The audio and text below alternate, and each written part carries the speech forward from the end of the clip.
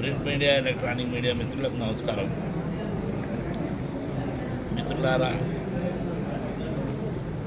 ఇప్పటి వరకు జరిగినటువంటి కార్యక్రమంలో ముదిరాజు బంధువులందరూ కూడా ఒక ప్లాన్ ప్రకారంగా చాలా రోజుల తర్వాత కార్యవర్గాన్ని, ఎందుకంటే ఇప్పుడు ఎలక్షన్స్ గిట్ట ఏం లేవు కనుక పుస్తకుంటారని పిలవడం జరిగింది.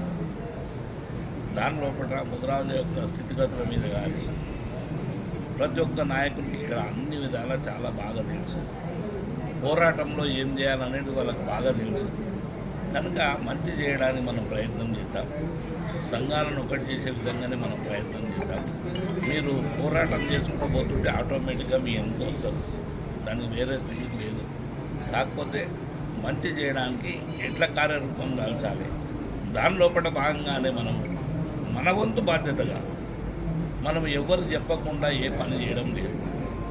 తప్పకుండా అందుకొచ్చే మండల స్థాయి కానీ, కలెక్టర్ స్థాయి కానీ, ఎమ్మెల్యేలకు కానీ, మంత్రులకు కానీ అందరు కూడా ఆలోచన రేకెత్తించే విధంగా, ఎందుకంటే ఇప్పుడు ఇచ్చినటువంటి మెమరణాలు కొత్త కాదు, ఫస్ట్ నుండి ఉన్నాయి.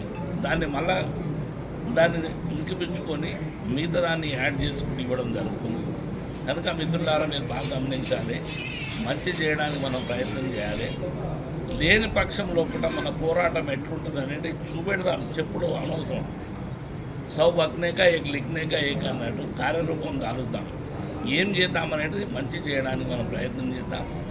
నా వరకు అంతవరకు అయితే ఆ సమస్య రాదనుకుంటున్నాం. మనం ఒకసారి స్టార్ట్ అయితే మాత్రం ఎవరిని ఇళ్ళలో ఉండనిచ్చేది లేదు. అంతవరకు కూడా క్లియర్గా వాతావరణం వస్తుంది.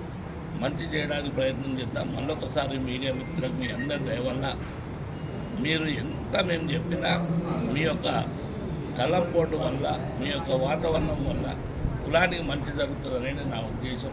కనుక మీరు దయచేసి మా పైన దయ ఉంచి మంచి చేయడానికి ప్రయత్నం చేయండి. మీ అందరి ద్వారా మీడియా మిత్రులకు కోరడం జరుగుతుంది. మీ ప్రధాన డిమాండ్ ఏంది? మీరు ఎందుకోసం పోరాటం చేయాలనుకుంటారు?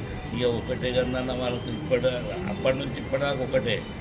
ఏ రోజైతే మనము ముదిరాజు యొక్క డి గ్రూప్ నుంచి ఏ గ్రూప్ సమస్య ఏదైతుందో దాని మీద ఆనాడు రాజశేఖర రెడ్డి గారు మాకు ఇచ్చినటువంటి తపన, ఆయన ఇచ్చినటువంటి ఏ గ్రూపు, దానివల్ల ఇప్పటిదాకా కూడా కోర్టుకు పోయింది, హైకోర్టుకు పోయింది. హైకోర్టు నుండి సుప్రీంకోర్టు పోయినాక సుప్రీంకోర్టులో కూడా ఇక్కడ మన వాళ్ళకి ఏదైతే ఇచ్చిన వాతావరణం ఉందో సుప్రీంకోర్టు తప్పకుండా దీన్ని పరిష్కరించి మనకు ముదిరాలు ఇచ్చిన దాన్ని సెటిసైడ్ చేసుకుంటూ వ్యవహారం చేసి, కనుక మంచి కార్యక్రమం తీసుకుంటూ దాన్ని ఇంప్లిమెంట్ చేయమని అన్ని విధాలా మళ్ళొకసారి కాంగ్రెస్ ప్రభుత్వాన్ని కోరడం జరుగుతుంది. ఎందుకంటే ఎవరికో ఇది నష్టం జరిగే విధం కాదు, ఏ కులానికి కూడా నష్టం జరగదు. ముదిరాళ్ళకి ఏదైతే కోరికలు ఉన్నాయో, ఏ గ్రూప్ సమస్య ఉందో దాంట్లో ఉన్నటువంటి సాధక బాధకాలు అన్నిటి కూడా, దానికి కావాల్సినటువంటి రాయితీలన్నీ కూడా ముదిరాళ్ళకు జరుగుతున్నాయి. ఒకటంటే మరి స్టూడెంట్స్కి వాళ్ళ స్కాలర్షిప్స్ కానీ, వాళ్ళ ఎంప్లాయ్మెంట్ కానీ దీనివల్లనే మాకు అడ్డంగా వస్తుంది, మిగతా విషయాలు కాదు. కనుక నేను ఏమంటున్నానంటే దాన్ని సుప్రీంకోర్టు, ఏ గవర్నమెంట్ కూడా నష్టం జరగదు. సుప్రీంకోర్టు ఏదైతే ఆర్డర్స్ ఇచ్చిందో దాన్ని ఇంప్లిమెంట్ చేయమని చెప్తున్నాం. వేరే ఉద్దేశం లేదు. దాని నుంచి మళ్ళొక్కసారి మెమరణం రూపంగా అన్ని జిల్లా కలెక్టర్స్కి ఇచ్చారు చాలా వరకు. ఎందుకంటే సడన్గా వచ్చిన నిర్ణయం కనుక మనం ఇమ్మీడియట్ చేయాలన్న ఉద్దేశంతో మళ్ళీ ఈ యొక్క కార్యక్రమం చేసింది. ఆయన చెప్పిన దాంట్లో ఒక జిల్లాకు మా వాళ్ళ కూడా కొద్ది ఇన్ఫర్మేషన్ లేట్గా పోయింది. కానీ వాళ్ళు వచ్చి మాట్లాడి వాళ్ళకి అన్నీ తెలుసు. ఎందుకంటే ఇక్కడ వచ్చిన వాళ్ళు అందరూ కూడా కులం గురించి చాలా చక్కగా వాళ్ళ రిప్రజెంటేషన్స్ ఉన్నాయి, వాళ్ళ పోరాటాలు ఉన్నాయి. అందరూ కూడా ఫిషర్మెన్తో సంబంధం ఉన్నటువంటి వ్యక్తులే ఇక్కడ. కనుక దానివల్లనే మన గవర్నమెంట్కి ఇచ్చే ముందు సడన్గా చెప్పక ముందు మళ్ళా కలెక్టర్ల ద్వారా ఇప్పుడు కొత్త విన్నవించాలన్న మన పద్ధతి ప్రకారం సడన్గా చేయడం లేదు. ఏదైనా అడిగినా కానీ అయ్యా మీకు ముందే కొట్టినాము, ఇంతకుముందు కూడా ఇచ్చినాము, దాన్ని మళ్ళొకసారి పునఃపరిశీలించమన్నాము, సుప్రీంకోర్టు వచ్చిన ఆర్డర్ను ఇంప్లిమెంట్ చేయమన్నాము. గతంలో 8.5 సంవత్సరాలు ఇవ్వలేదు కనుకనే మళ్ళీ ఈ ప్రభుత్వాన్ని అడుగుతున్నాము. అందుకే మీ అందరి దయ వల్ల మీరు కూడా మీ సహాయ సహకారాలు తప్పకుండా ఉండాలి. ఎందుకంటే వాస్తవాలకు దగ్గర ఉండాలంటున్నాం.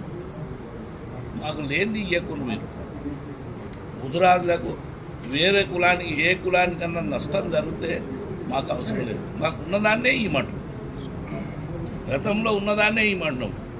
ఎందుకంటే ఫిషర్మెన్ ఏదైతే ఉందో మాది 1964లోనే మాకు ఏ గ్రూప్ ఇచ్చి ఫిషర్మెన్ రైట్స్ ఇస్తూ జీవోలు ఇష్యూ చేసి, దాని తర్వాత వచ్చినటువంటి కుల వృత్తుల మీద వర్గీకరణ ఎప్పుడైతే జరిగిందో దాన్ని మనం ఏ గ్రూప్లో పెట్టామనేది కుల వృత్తులు ఏదైతే ఉంటే ఏబిసిడి కేటగిరీలు ఫిక్స్ చేసిర్రో మేము ఏ గ్రూప్లో వచ్చేవాళ్ళు డి గ్రూప్లో పెట్టి దాన్ని కరెక్షన్ చేయమని అడుగుతున్నాం అప్పటి నుంచి కూడా. దాని మీదనే చాలా పోరాటాలు మా పెద్ద మనుషులు చేసిన తర్వాత మీకు తెలుసు కనివిని ఎరగని రీతిలో పెరడ్ గ్రౌండ్లో దాదాపు 20 లక్షల జనంతో మీటింగ్ చేయడం జరిగింది. దానివల్లనే 15 GOMS నెంబర్ 15 ద్వారా మాకు ఏ గ్రూప్ రావడం జరిగింది.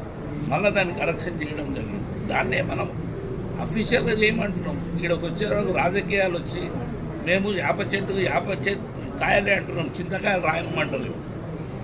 కానీ ప్రభుత్వాలు వస్తాయి పోతాయి, కానీ జనం ఏదైతుందో వాస్తవ రూపం ఉండాలనేది మా వాదన.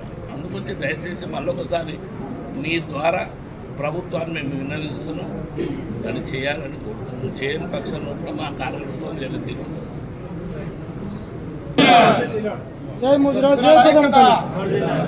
చూడండి అదర్ కులాలు చేపలు పట్టడం లేళ్ళు ఉన్నారు, మేము అవే చేపలు పట్టినాం సేమ్ నీళ్ళ.